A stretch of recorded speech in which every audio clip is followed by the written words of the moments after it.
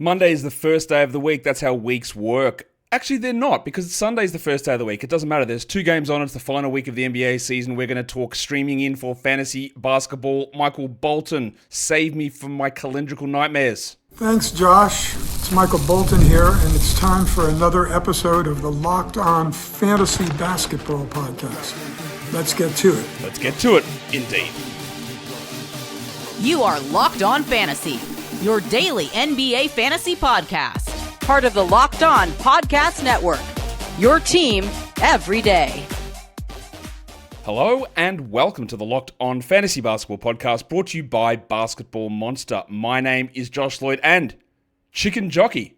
I'm also the lead fantasy analyst at basketballmonster.com, and you can find this podcast wherever you find podcasts. It's free, it's your first listen, it's available, it's every day. I said those things out of order, but we like to mix it up. It is your first listen every day, and we are free and available on all platforms. That is what I meant to say. So that's okay. Today's episode is brought to you by FanDuel. Right now, new customers can get $250 in bonus bets when your first $5 bet wins. Also, head across to lockedondaily.com and sign up for our free newsletter. We're going to have some interesting stuff going on with the newsletter, some little prizes we're giving out. So we'll see where that goes. I think that's true. Maybe I made that up. I don't know. I'm in a haze as we head into week 25 of the NBA season. You're double banging over here.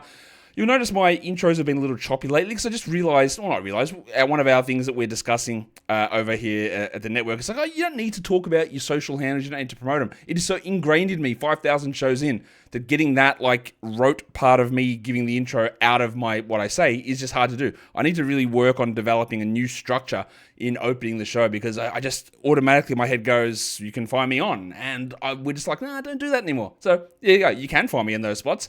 I'm just trying to not do it. Anyway, this is a deranged show because there's only 2 games on and it's the final week of the season and you're going to have random stuff happening actually all over the place. As random as people cheering and hooting and hollering in the old cinema to watch Minecraft, which my son was so excited about watching Minecraft and he's like, oh man, it's so awesome. And I just realized that I didn't ever play Minecraft. I know he did and that generation all played it. So I'm just like, yeah, okay, whatever. It's a movie, but it obviously it resonates and it means a lot for that age group, and I'm sure some of you as well. I'm sure some of you have been absolutely losing your mind that a Minecraft movie's out, and I'm just like, yeah, I don't think it's really there for me. I don't really get it. I never played Minecraft. But anyway, are we here to talk about Minecraft? Maybe we should make it a Minecraft show. We won't. What we're going to do, because it is International Beaver Day, so we are previewing the action Monday, April the 7th. Shout out to all of the beavers out there. We respect you. We're talking about the games, and like I said, there are only 2 of them. 2 of them. So we've got 2 games Monday, 10 Tuesday, 10 Wednesday, 5 Thursday, an insane 15 on Friday, 0 Saturday, 15 on Sunday. What a great week. And by great, I mean disgustingly bad. So Monday is the actual only sort of sweet spot day there is. Not Monday, sorry, Thursday is 2. Terrible day. Absolutely terrible day from a fantasy perspective. And both games are happening at 7 p.m. Not true. One's at 7, one's at 7:30. What a great start to the show. 7 and 7:30. So it's going to be an early finish to your action. I believe, now correct me if I'm wrong, this is because the NCAA tournament game is on after this. So in the past, we've had 0 games on this day, but we've gone with 2 early ones. The first one of those is the Sacramento Kings and the Pistons. That's the 7 p.m. Eastern game. The second one is the Sixers and the Heat. That's the 7:30 p.m. game. And then I believe it is the NCAA tournament final. And I have no idea. Is Houston in it? I think Houston's in it. In the final. That's coming up. I actually don't know. I haven't paid any attention to the tournament. All of my work on college basketball and prospects happens after this week when the NBA regular season finishes and we get all the data, all the numbers, and we pump it into formulas. Then we watch the film and we talk to people and we read stuff that's all happening. That is my off season. In a nutshell. Well, it's not all of my off-season, some of it anyway. This is a weird show. So what we're going to do now, of course, last week of the season, we don't need to go into a bunch of things like what's happening with chunks. We don't need to talk about it because there's 4 days left of streaming realistically this week. That is it. The next 4 days, that is all we're talking about. And there's only one back-to-back set. It's Tuesday to Wednesday. There is nobody playing Monday, Tuesday. There is nobody playing Wednesday, Thursday. Every team that plays Thursday plays Friday, so you've got those back-to-backs, but again, Fridays are every person literally plays, so your streaming ability is not there. So we don't need to try to maximize that stuff. And we talked about this yesterday when we're looking at the weekly schedule in terms of getting value in. Just go Monday, a Tuesday, Wednesday back-to-back, Thursday, and then you've got one move to try and do something on one of those busy days if it's possible. It's the only way to really manipulate what you're doing during the week. The Pistons, if you do have no ability to stream on Tuesday and Wednesday, the Pistons are the only team that play both Monday and Thursday, but I think majority of you will be able to stream Tuesday, Wednesday anyway, so I don't think we need to highly prioritize the Pistons players. In saying all of that, let's just get into some streaming talk. We might as well go straight in here and just talk about the key statuses that we do need to update. For the games on Monday, like I said, there is only the 2 of them, so they're not very busy. But there's a lot happening in Detroit, especially because we had not only the absence of the Thick Hogsman, Tobias Harris, but then we also got a late scratch of Jalen Duren, the passport legend, which was a little weird. That came out of nowhere, and then in his first game back from suspension, that meant that big Elf Stewart, the Flamin' Galah, absolutely went crazy, and that is going to be massively key for us. Duren is dealing with, what are they calling it, a right perineal contusion. Bruised gooch. No, not that perineum, sorry. It's a knee problem for Duren. So if he is out, then you do go to Stewart and you do go to Reed. As I'm watching here on the screen as my San Diego Padres are mounting a huge comeback. We've just tied it against the Cubs 7-7 in the 8th. W. Jackson Merrill. All right, let's go. The new GOAT has dropped. We're trying to get that done at the same time as this. And then Toby Harris with this Achilles, they're calling it heel soreness. So yeah, what are they trying to say? After he had Achilles tendinopathy or whatever it is, now it's just heel soreness. Yeah. Sure, getting your information from the Bulls, I guess. So those 2 guys are in doubt, and they create big problems in terms of you're trying to figure out the projection, because we've seen a very clear pattern, 30 minutes plus Asar Thompson, with Harris out, 26 minutes for Asar Thompson, Harris in. Duren out, Stewart bumps up. Harris out, Schroeder bumps up, Beasley bumps up. It's a lot. The Kings, they're the only team on a back-to-back coming into Monday's game, and we need to pay attention because Keegan Murray is dealing with back soreness. He is listed questionable for Sunday's game. They're not in a position where they can rest guys because they're not going to make the playoffs if they lose all their games. So we'll see what they do. We'll get more information about Keegan's status, see whether he plays on Sunday. If he doesn't play on Sunday, I would say the chances of him playing on Monday are high. If he does play Sunday, there is a risk of aggravation there, so we watch that one. If Keegan is out, and with Jake LaRavia still out with that thumb, it means Trey Lyles is going to have to do more, which would be useful. In Miami, a bunch of their guys sat out their game the other day, so we do need to pay attention to a lot of these that are important. Tyler Hero, Andy Wiggins, Haywood Highsmith is also questionable now, and Alec Burks is questionable. Jovic still remains out. Wiggins has been out for a while. Hero missed the last game, but Highsmith and, Burks played. Burks played 32 minutes in the last game.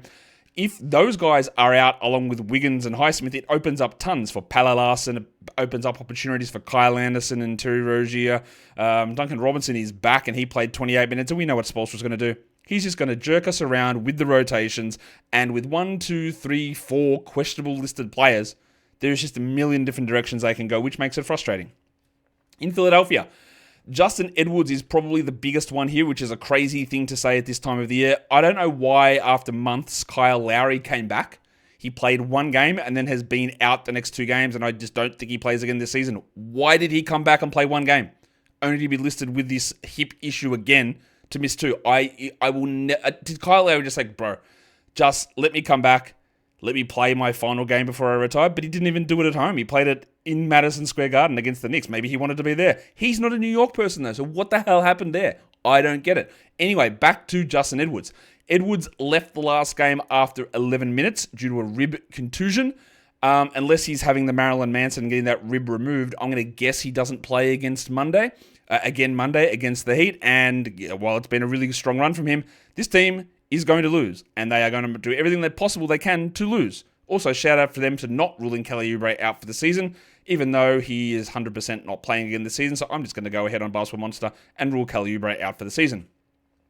Back to Justin Edwards. I don't think he plays. So any part of the projections that we do on this show and the previews and the streaming, you're going to see minutes for somebody, Richard Council, who played 2.7 minutes in the last game. I'm going to include him in a lot of these streams because I don't believe that Edwards plays. Therefore, I think that Council will play more. But I also don't know that. So if Edwards does play, then you can just scrap all of the council chat that we're going to have. Big municipal legends over here. We're going to come back. We're going to talk Yahoo points. We're going to talk ESPN points. We're going to talk Category League streaming as well.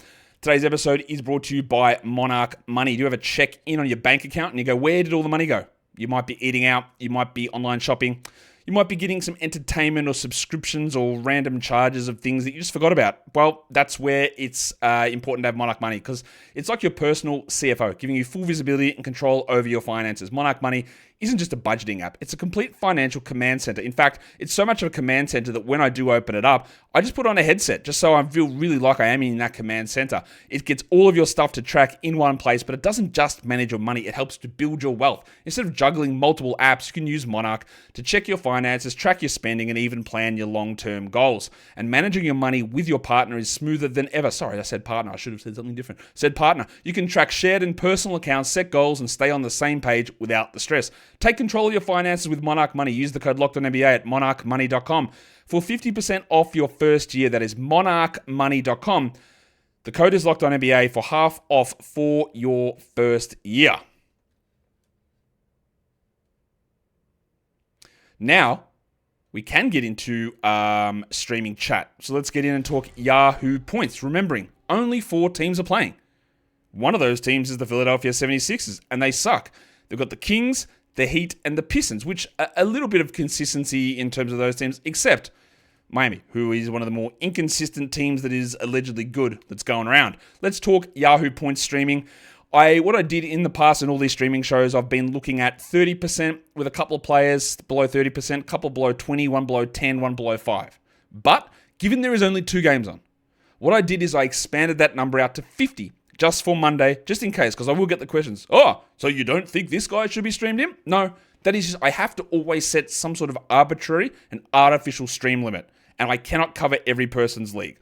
But for this one, just to make sure we capture nearly every player who could possibly be available for any sort of league size and activity level, I've bumped that roster percentage up to 50% for this show. So we're going to cover some of those guys. But remember, if a player is not mentioned on this show when I do streaming stuff, it's not that I don't necessarily think they're going to be good. It's that I cannot cover every single eventuality. That is what we do at Basketball Monster, where you import your league and it personalizes and it shows you who is available actually in your league and how they project for that individual day, week, month, and full season. But I can't do that for everybody's league at this point. I wish I had the ability to talk for 24. I don't actually. Unless I could, severance myself and I'd do that and just talk fantasy basketball 24/7. But then my body wouldn't be able to go, my corporeal state wouldn't be able to go somewhere else and do something fun. And that's not how severance works. Maybe I just need a full Michael Keaton duplicity. Is that what it's called? Is it called Duplicity? That movie where he turns into 1,000 versions of himself? Anyway, this has been a good show. Let's talk Yahoo points. And you'll notice there is a lot of Sixers action at the start because they are the team that's got a lot of players that are available who can be unreliable, but there are opportunities for these guys. Jared Butler. Now, at any point, self-branded hat legend Nick Nurse might uncork Jeff Doughton and cook us. He could. Doughton has 2 games left on his 2-way contract. The Sixers have 4 games left. So I'd imagine that Doughton's going to play one of these games, but Butler now has started 4 out of the last 5 games, and he's hit 30 minutes in the last 2 games. Now, we could get hurt here. He might play 23 in the start, and Doughton starts. That is possible. But I feel okay about using Jared Butler reluctantly. I've got Lonnie Walker, who remains bad, but he played 38 minutes in the last game. And he also has played 30 minutes in 3 of the last 4 games, and the only one that he didn't was the game that he left early with an injury, which they said was a heel contusion that he was available to come back to, but he didn't, so I don't know. But I do think that with my expectation that Edwards is out, Walker's going to play 30 minutes again.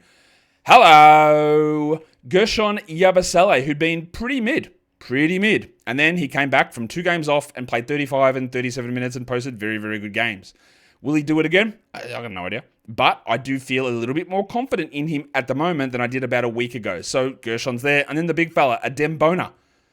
The big stiffy himself. He was struggling a little bit in the last game with only 24 minutes, but I don't really care. To me, he is an absolute must-roster player. You hold him for Monday, Wednesday, and he's even a start on the 15-game days later in the week. So don't panic about that game.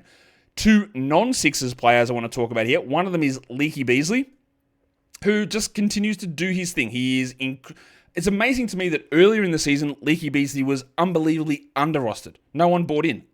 Understandably so. He has never been consistent at all in the past. And now he is incredibly over-rostered because he's doing nothing. He hits threes. Yeah, he's 3 threes. Sick, my guy. Any chance of doing any other single part of the game at all, ever? And the answer is no. But, again, we're talking about 4 teams, 2 games, an opportunity for maybe no Harris again, another 30-minute potential game for Beasley, so he's on the list. And the last one is Davion Mitchell, who, again, we could get Spoelstra really at any point.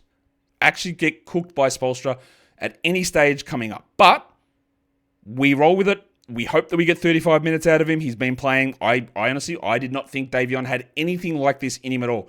I thought he was bad. I'm still not convinced that he's good, but he has been so much better, and we are getting those 35 minutes a night, which is incredibly important. On the ESPN side of things, it's not very different. The order is slightly different. I go to Butler and Walker at the top. We go to Yabusele at number 3. We go to Davion Mitchell, Malik Beasley, and Adem Bona. It is the same 6 names that I like in terms of availabilities, in terms of production. The order is just somewhat different there. So it's Butler, Walker, Yabusele, Davion Mitchell, Leak, Beasley, and Adem Bona. That sounds like a good time for me to come back and tell you about the category leagues and points and threes and rebounds, assists, steals, blocks, field goal percentage, free throw percentage, stream options. In previous weeks, we've done it. We've done combination ones like here's a points and threes guy. But for this week, we've got the 4 stream days really here. So I'm just going to hit every day with individual categories for the final week of the season. So we'll come back. We'll talk about that. Today's episode is brought to you, though, by FanDuel Sportsbook. Right now, with FanDuel and the NBA playoffs coming up, we got new customers, a great offer from the big fellas over at FanDuel. It's a great way to get in on that action. So now, when you join up at FanDuel and you place your first $5 bet and you win your first $5 bet, you'll get $250 in bonus bets. It makes betting so easy over on FanDuel. You can get in there, check your favorite team. You can check futures. You can check odds, straight ups, and spreads and totals, but also player props. You can look at 3-pointers or steals or assists or points or rebounds or blocks or whatever. You choose the under or the over, or they've got individual ones. We've got the odds for someone to have 2+ blocks and choose those numbers. And you can also combine those individual player props into same game parlays, but also when the game has started into live same game parlays as well. The thing you've got to make sure you do though is just win your first $5 bet. And that, when you sign up, will give you that $250 in bonus bets. So don't miss out. Head to fanduel.com and claim your $250 in bonus bets today. All right, let's get into more streaming. Let's talk category league streaming now for Monday's 2 games. Like I said, the NCAA tournament edition. Without points, a lot of these names are going to be the same because there's just not that many players available on a day like this. So we are going to start with Jared Butler and Lonnie Walker in Philadelphia, both with opportunities. Yes, Quentin Grimes, of course, is the number 1 guy there. What do you think? Hey, here's a question for you if you're still watching. Shout out to you guys that are still here, especially if your league is done. Where do you think Quentin Grimes is going to be a draftable player in standard leagues? I'm not even saying like where you should draft him. Is he draftable for 12-team leagues? Because we understand that this team doesn't have Paul George right now. It doesn't have Tyrese Maxey. It doesn't have Kelly Oubre. It doesn't have Joel Embiid. It doesn't have Jared McCain, who is ostensibly just could be their starting 5. Maybe it's not, but it could be. Plus, we don't have the draft, and they are trying to keep themselves. What if they get a top 4 pick? Who knows what happens there? What do they do in free agency? What do they do in trades? Will Grimes, in your opinion, I'm not going to give an opinion. You know what? Because I don't know and I'd like to have the data, but plenty of reckless speculation, I'm sure. Is Grimes a draftable player next season? Anyway, I'm sure that somebody will give us an answer. So we've got Butler and Lonnie Walker there again. This is what Lonnie, if you cannot stream Lonnie Walker for points, just don't worry about it. He's just not worth it for anything else. This is what he's for. Timmy Hardaway, also the 20-point streak ended with Cade Cunningham returning, and I am absolutely not stunned by that, but we still, at least he's starting. There are shots. Something could happen, maybe. This is how dire this day is. We go to Davion Mitchell next. We go to Dennis Schroeder, he did start in the last game with Harris out over Leaky Beasley, but that doesn't mean that he will in every game. And with Cade back, Schroeder just needs the ball in his hands. He needs outsized usage to make up for the fact that his efficiency is a little bit all over the shop. The last name there again, like I mentioned earlier, this requires Justin Edwards to be out, and it's incredibly risky because he is incredibly not good. Ricky Council. But if Edwards is out, and Oubre is out, and Lowry remains out, which I think he will, There's a chance here for deeper leagues, this man is available everywhere, to use Ricky Council for points. I hate to recommend it, and I will throw that caveat. I'll just continue to say it in case you're fast-forwarding through and just looking at the slides here on the video side. Do not consider Ricky Council, who played 3 minutes in the last game, if Edwards is in. And even if he's out, it is risky because, again, he played only 11 minutes in the last game, the big fella, Justin Edwards, and Council still did absolutely nothing. What about three-pointers? A lot of repeats here, which is often the way. Lonnie Walker, Timmy Hardaway, Jared Butler. I am going to throw Dunk Robinson in there. Now, he and the Heat, the rotations are impossible. He might start and play 18. He might come off the bench and play 32. He might play 2 minutes. He might hurt his back. It's impossible outside of a couple of guys. But we saw him start with Hero out in the last game. Did he only start because Hero was out?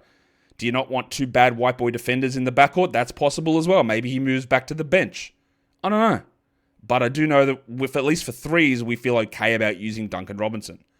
And then his teammate, Davion Mitchell, who somehow, I'm going to have one of the more incredible things that I've ever seen ever on this show later on in the show. But Davion is an option for threes now.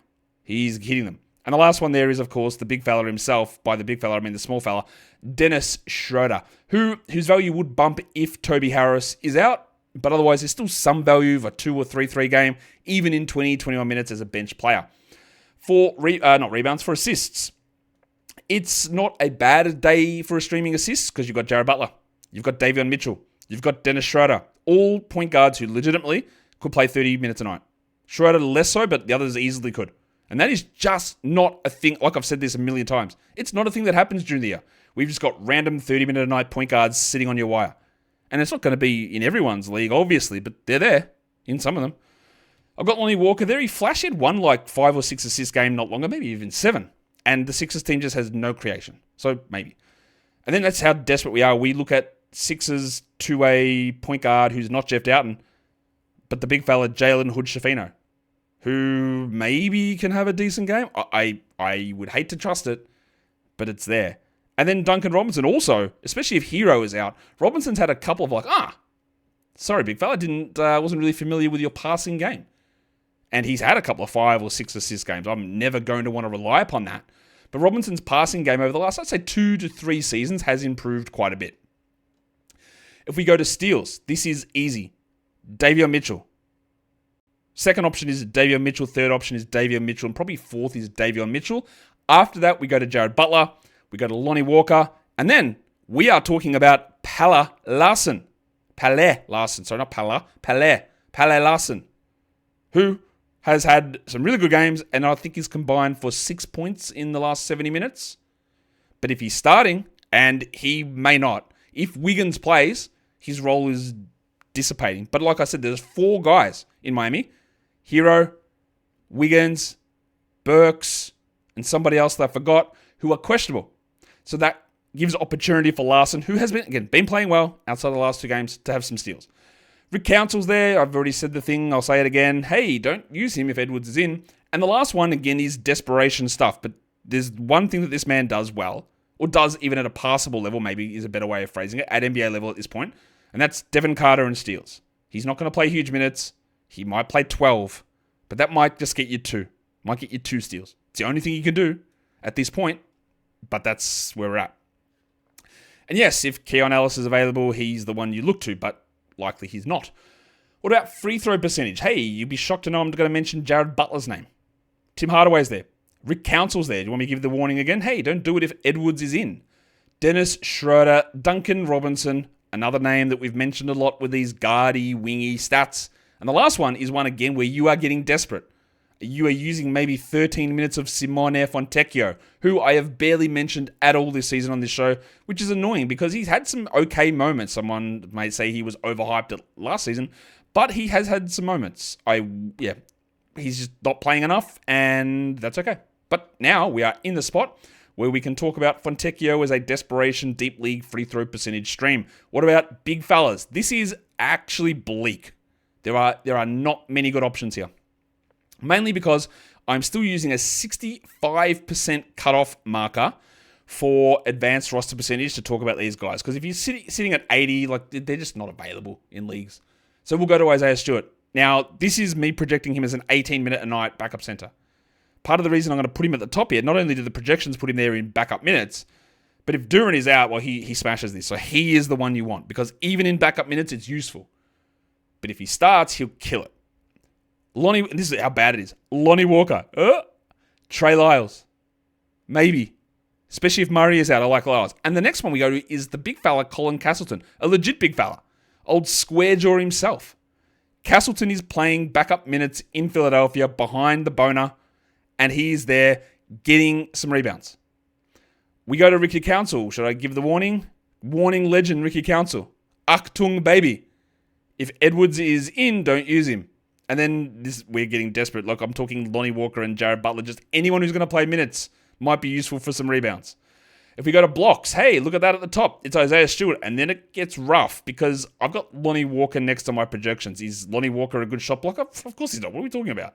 But what he is a guy that might play 35 minutes and get you one block. Colin Castleton, way better shot blocker. But what if he plays 10 minutes? Jared Butler, not a good shot blocker. Alex Reese, literally might play 0 minutes. Trey Lyles, one of the worst shot blockers of all time for a big man. So, look, honestly, we're just, hey, Isaiah Stewart, you're a big man. It's Isaiah Stewart. The one that will be interesting is, as I choke on my tongue, as if Duren is out, then Paul Reed enters these discussions. Because this is a man, Paul Reed, in 18 minutes, can block 2 shots and get 6 rebounds with 2 steals. That is what he does. That is why he's a fantasy option. But he needs to actually play to do that. The last thing we talk about is field goal percentage. And honestly, in my projections, there are 3 players who project to be above league average in field goal percentage. And amazingly, this is the one. It's the last name I'm going to mention that I couldn't believe was here. But Isaiah Stewart's there. Colin Castleton is there. And I actually have Davion Mitchell, one of the NBA's worst shooters. I have Davion Mitchell projected to be an above average field goal percentage player for Monday. Now, that could bite me so incredibly hard on the ass that I would not even enjoy it. But Davion Mitchell does project at this point to be an above average field goal percentage option. Again, how?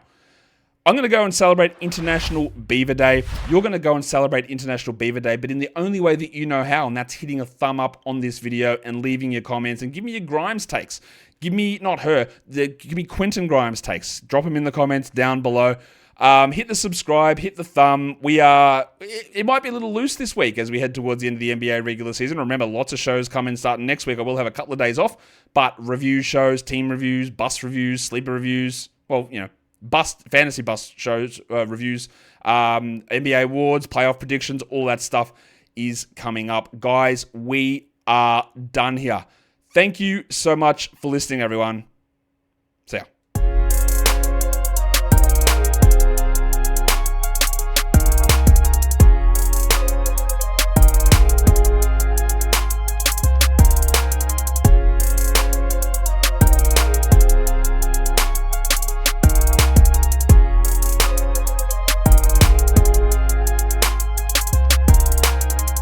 Manny Machado, what a goat. Oh my God.